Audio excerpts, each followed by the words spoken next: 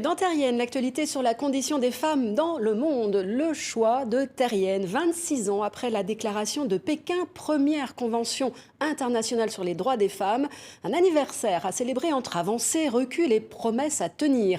Paris accueillait cette semaine le Forum Génération Égalité organisé par ONU Femmes et coprésidé donc par la France et le Mexique, rassemblant des centaines de représentants d'États, d'organisations internationales, d'associations féministes et aussi membres de la société civile.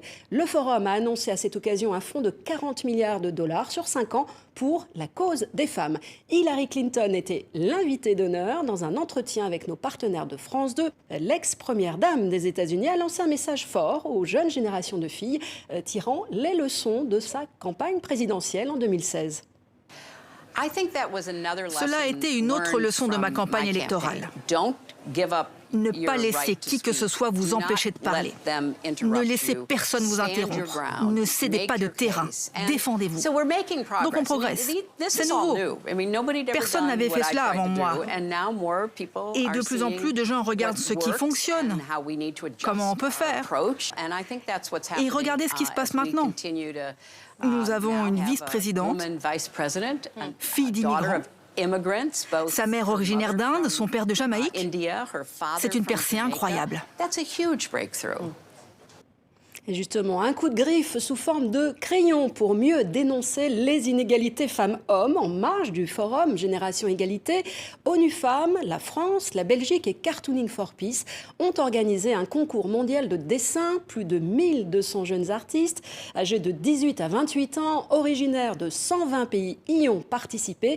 Et c'est un garçon originaire du Cameroun qui a remporté le premier prix. On voit son dessin à l'instant.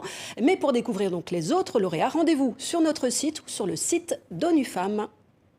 Et pour notre dernier coup de cœur de l'été, on va parler musique avec le festival Intemporel, seconde édition.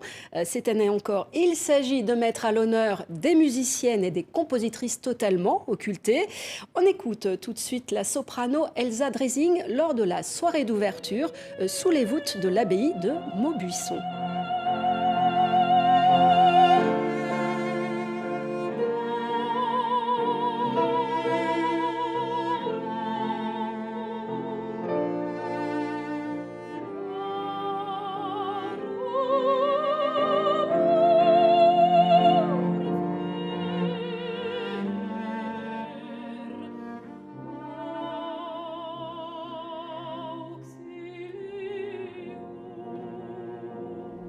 Voilà, Intemporel, c'est jusqu'au 2 août en région parisienne. Pour retrouver le programme, rendez-vous sur le site internet du festival.